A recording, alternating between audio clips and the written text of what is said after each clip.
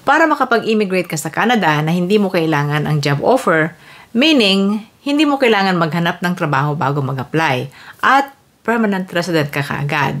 May mga programang ganito at isa na nga rito ang Nova Scotia Labor Market Priorities Stream. Qualified ka ba sa programang ito at paano mag-apply? Yan ang ating pag-uusapan ngayon, kaya stay tuned! Hello and welcome back! Si Ate Menchi po muli ito and today another video about Canada. Kung gusto nyo ang ganitong mga topic guys, please consider subscribing sa ating channel, Menchi's Philcan Life. You can also follow me sa aking Facebook page na Menchi's Philcan Life. You can join and be a member of this channel. Salamat po sa ating mga channel members. Thank you kay Jennifer Palanas, Josefina Ferruelo, kay Nanette Lapira, Jen C, Thriving Mom Advisor, Neri Castro, Jesseline Ochoa, kay Johnson Pangilinan, Corazon Binene, Joy Gabriel, Channel X, Marjorie Ramos, Marjo Jumento, Marciano, at Nympha. Salamat po sa inyong patuloy na support sa aking channel. And now, let's go to our topic. Ang ating paksa guys ay mga provincial nominee program sa Canada na naka-aligned sa Express Entry, which is another program. Yan. So, marami po ang mga yan. Pero pipili lang tayo ng isa para ating pag-usapan. Ang mga provincial nominee programs pala sa mga probinsya, it's either kailangan mo ng job offer or naka-aligned sa Express Entry. Kung may job offer, maganda rin kasi may trabaho ka na agad na dadatngan sa Canada. Pero, maghahanap ka muna ng trabaho. Paano yun kung nasa ibang bansa ka, nasa Pilipinas ka, or nasaan ka man? Ang nagiging challenge ay ang paghahanap ng trabaho. So, dahil mahirap ngayon maghanap ng trabaho sa Canada for the meantime, na marami pong mga restrictions, may idea ako sa inyo kung paano kayo makakapag-migrate pa rin sa Canada. And this one is mga programa ng probinsya na naka-aligned or naka-link sa Express Entry. Ang source natin ay ang My Visa Source. Yan guys. What are the different Canadian provincial nominee programs na aligned sa Express Entry? Uy, marami-rami. British Columbia PNP and Express Entry Program. Ontario Human Capital Category. Sa Alberta po ay ang Alberta Express Entry Stream. Sa Saskatchewan ay ang International Skilled Worker. Saskatchewan Express Entry. Sa New Brunswick ay ang Express Entry Labor Market Stream. Nova Scotia Experience and In-Demand Express Entry. At ang Nova Scotia Labor Market Priorities Stream. Sa Newfoundland and Labrador ay ang Express Entry Skilled Worker Program. Sa PEI ay ang PEI PNP Express Entry. Sa Yukon ay ang Yukon Express Entry. At ang Northwest Territory Express Entry Skilled Worker. Marami po. Baka meron pang mga iba na hindi natin napasama sa listahan. But anyway, today guys, ang ating pag-uusapan particularly ay ang Nova Scotia Labor Market Priorities Stream aligned to Express Entry. No need for a job offer. Nova Scotia ang province. Nasaan po bang Nova Scotia? Ayan. Naroon po sa bahagi ng Atlantic Canada. Nasa bahagi ng Atlantic Ocean in the eastern part of Canada. Ang Nova Scotia po ay ang second smallest province ng Canada. About 1 million people ang population po ng Nova Scotia in 2024. So, baka nadagdagan na. Ang capital ng Nova Scotia po ay Halifax. Ang mga industry sa Nova Scotia ay agriculture, manufacturing, energy, tourism, healthcare, at maraming iba pa. Nova Scotia meaning New Scotland. Ang mga Scottish kasi ang mga unang settlers po doon. Kaya Nova Scotia. Okay, so would you like to go to Nova Scotia? Kailangan po ititira kayo sa Nova Scotia kung gusto nyong mag-migrate doon. Okay? Sino ang qualified sa Nova Scotia Labor Market Priorities Stream? Yan. Una, kailangan meron kayong valid na Express Entry Profile and Express Entry Number. Hihingin po yan doon sa application nyo sa Nova Scotia. Pero link nga ito sa Express Entry, kaya kailangan muna ay meron kayong Express Entry Profile. Okay? So, Express Entry Profile and Express Entry Number. Dapat ay in-state ninyo doon sa inyong profile sa Express Entry that you have the intention to move or to live in Nova Scotia. May parte po doon na dapat ilagay nyo ang intention ninyo to live in Nova Scotia. At yan ay makikita po ng Immigration Nova Scotia kung nilagyan ninyo, kung finila pa ninyo yung parteng yon. Another requirement, you intend to live in Nova Scotia, nabanggit na natin, that's very important. And you meet the minimum work experience required sa inyong Express Entry program. Tatlo po kasi yung program sa Express Entry. Kung alin ang pinili nyo sa tatlong yon, dapat ay qualified kayo syempre para kayo ay makapasok sa Express Entry as well as dito sa Nova Scotia program. So, teka, tatlong steps, ano po? 1, apply to Express Entry. 2, apply to Nova Scotia labor market stream. And number 3, yung final step, apply to the federal program for PR, permanent residency. At may number 4 pa, move to Nova Scotia, Canada. Ayun! Parang andaling sabihin, Ate Menchi, pero mahabang proseso po ito. Anyway, so lumilitaw na kailangan talaga muna pala kayo ay mag-express entry muna. Focus first on the express entry, pero sa isip ninyo, meron kayong tinatarget na lugar which is Nova Scotia. Or pwede namang yung iba nating binanggit kanina na mga provinces na meron ding express entry. So, una nating pag-usapan ay ang inyong pagsisimula doon sa express entry. Tatlong programang nasasakop ng Express Entry.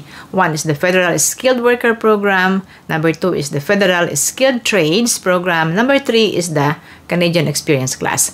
Kung kayo po ay wala pang experience sa Canada, na magtrabaho sa Canada, hindi na ninyo kailangan ang CEC o ang Canadian Experience Class. Yun na lang dalawang binanggit ko, okay?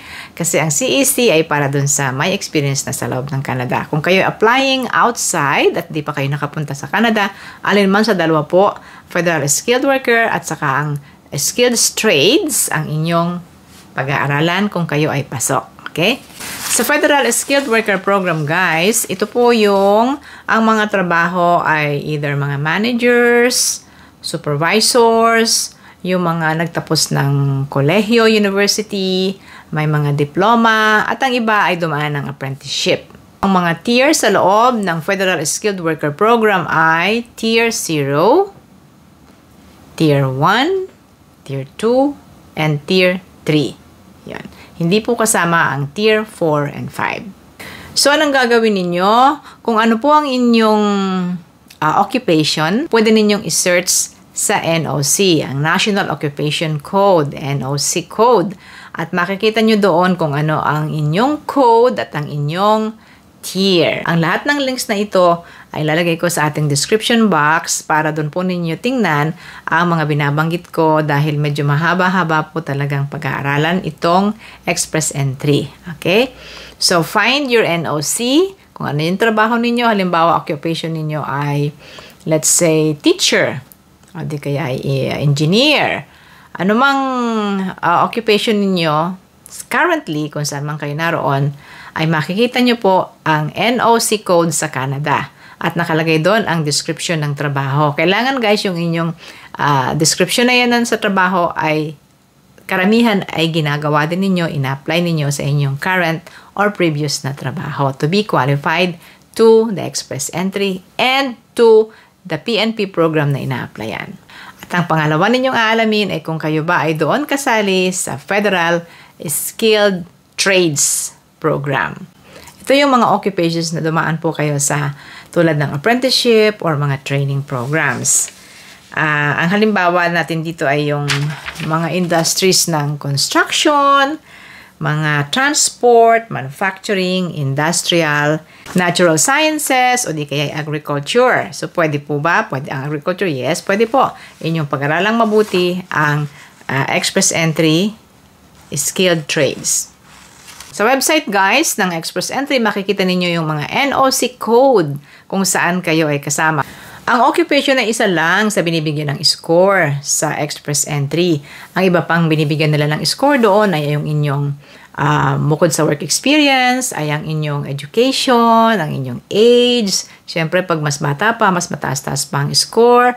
Pag medyo maedad na, above 40s na, ay umuunti na po ang score. Ano pa ba? Yung inyong language proficiency and other factors. Yun ang ilan sa mga basic pointers po sa pag-apply ninyo sa Express Entry para maka-align naman kayo sa mga provincial nominee stream. Baka sabihin naman ninyo ay pwede na kayong dumiretso sa Express Entry. Kung mataas po ang inyong points, ang inyong CRS points, maaari kayong ma-draw sa Express Entry right away. Sa ngayon, mataas pa ang mga points. Inaabot pa po ng 500 points. Kaya kung may 500 points or more kayo, pwede naman kayong ma-draw diretso ng Express Entry program at makapag-apply na sa federal. Pero kung medyo mababa ang inyong CRS points, mag-indicate kayo ng probinsya ang gusto nyong puntahan at baka kayo ma-pick up ng probinsya. Okay. So granted na kayo nakapag-open na ng inyong Express Entry profile, may Express Entry profile number na kayo, at nag-indicate din kayo doon na gusto nyong pumunta sa Nova Scotia or saan mang probinsyang binanggit natin. So from Express Entry, maaari kayong ma-invite ng Nova Scotia o ng alinmang probinsya na inyong binanggit na gusto nyong puntahan. At ang number 2 step, at pag meron na kayong invitation, pwede na kayong mag-apply sa Nova Scotia Labor Market Priorities Stream. Nasa website po nila ang paraan ng pag-apply. Napakasimple lang naman. Just follow the instructions. You have 30 days to submit your application online. Pero syempre, may mga dokumento rin pong kailangan, mga papeles na kailangan nyong i-upload, at lahat ng yan ay nasa website. So, matapos ang inyong number 2 step na pag-apply sa probinsya, sa PNP program, ang kasunod na noon, maaari na kayong mabigyan nila ng nomination. Pero guys, depende pa rin yan sa kanilang evaluation na gagawin sa inyong application. Pag meron na kayong nomination mula sa isang probinsya, pwede na kayong mag-apply sa IRCC Federal PR Program. May mga instructions pong ibibigay sa inyo on how to apply to IRCC Federal PR Program, and after that, maghihintay na lang kayo ng approval. And the next step would be move to Nova Scotia or kung saan man kayong probinsya nag-apply. Muli, i-flash ko guys sa screen ang mga probinsya na meron ding Express Entry aligned na streams or mga immigration streams. Ayan po sa screen. Sana po yung nagustuhan nyo ang ating topic ngayon. At kung nagustuhan ninyo, please subscribe to my channel. You can also follow me sa aking Facebook page na Mencius Philcan Life. You can join and be a member of this channel. Thank you, channel members. Thank you kay Jennifer Palanas, Josefina Ferruelo, kay Ninette Lapira, Jen C, Thriving Mom Advisor, Neri Castro, Jesseline Ochoa, kay Johnson Pangilinan, Corazon Binene, Joy Gabriel, Channel X, Marjorie Ramos, Marjo Jumento, Marciano, at Nympha. Salamat po sa inyong patuloy na support sa aking channel. At yun na muna guys, Ate Menchi po ito. Hanggang sa susunod. Bye everybody! Thank you!